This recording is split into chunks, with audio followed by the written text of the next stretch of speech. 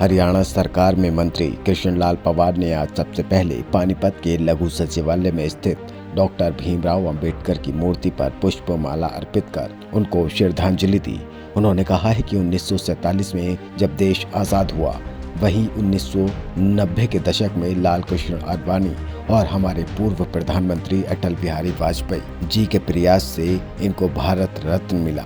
वहीं 2014 में जब बीजेपी की सरकार बनी तो हमारे देश के प्रधानमंत्री माननीय नरेंद्र मोदी जी बनकर आए तो उन्होंने डॉक्टर भीमराव अंबेडकर की जयंती पर एक दिन का अवकाश की घोषणा की। भारतीय जनता पार्टी ने शहीदों का और बाबा साहेब का बड़ा सम्मान किया है। आज इसी अवसर पर उनके चरणों में माला अर्पित करने मैं आया था। जो भी जिम्मेदारी मुझे मिली है मैं उसको सच्ची निष्ठा से निभाऊंगा।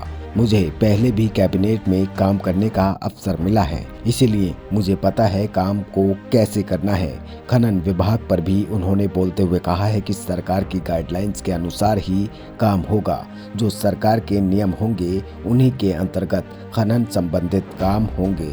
सरकार की गाइडलाइंस के विरुद्ध अगर कोई चलेगा तो उसके खिलाफ सख्त से सख्त कार्रवाई की जाएगी। सबसे पहले मैं बाबा साहब डॉक्टर भीमराव अंबेडकर के चरणों में मैं नमन करता हूं, जिनकी बदौलत जिनके द्वारा बनाए गए संविधान के मुताबिक जो आरक्षण दिया गया और इसी के तहत आज कृष्ण पंवार बतौर कैबिनेट मंत्री उनके चरणों के सामने खड़ा है। इसलिए बाबा साहब संविधान निर्माता हैं। पूरा देश आज उनके बनाए गए संविधान के मुताबिक चल रहा है, लेकिन बाबा साहब को जो सम्मान मिलना चाहिए था, कांग्रेस पार्टी के समय उनको सम्मान नहीं मिला। जब संविधान निर्माता थे क्या उनको भारत रत्न नहीं मिलना चाहिए था? 1990 में जब गैर कांग्रेस सरकार थी और उसमें अटल बिहारी वाजपेयी का हमारा समर्थन था। 1947 देश आज़ाद होने के बाद 1990 में लाल कृष्ण आडवाणी और हमारे अटल बिहारी वाजपेयी के प्रयासों से उनको भारत रत्न मिला।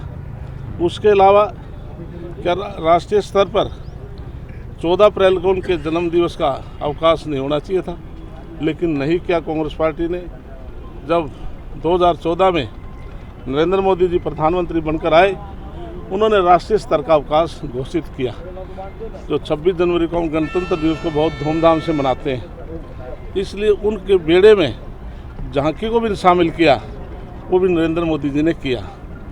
जहाँ 26 अलीपुर रोड दिल्ली में जहाँ पर उनका निधन हुआ था, देश की प्रधानमंत्री इंदिरा गांधी थी, उनका वहाँ पर संस्कार भी नहीं होने दिया गया था। बॉम्बे जाकर के उनका संस्कार किया गया था। उनकी जन्मभूमि मऊ है, शिक्षा लंदन में हुई, नागपुर पे दीक्षा हुई, चैत्य बॉम्बे उन स्थान 5 ऐसे स्थान हैं जो करोड़ों करोड़ों रुपये से उस ज़मीन को खरीद करके देश के प्रधानमंत्री नरेंद्र मोदी जी ने तीर्थ स्थान बनाए। आज लाखों लोग वहाँ दर्शनों के लिए जाते हैं।